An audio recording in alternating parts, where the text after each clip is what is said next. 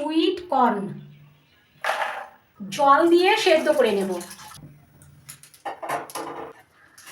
ঠান্ডা করে পেস্ট করে নেব। ঠান্ডা হয়ে গেছে। গোলমরিচ, লবণ, লেবু,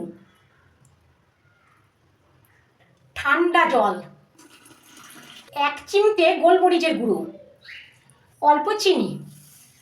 যাদের চিনি খাওয়া বারণ তারা চিনিটা বাদ দিলেও খেতে খুব ভালো লাগে।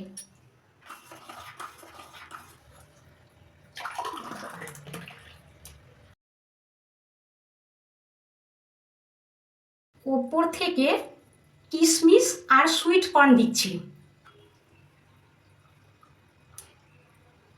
খেয়ে দেখি কেমন হয়েছে। হেভি হয়েছে।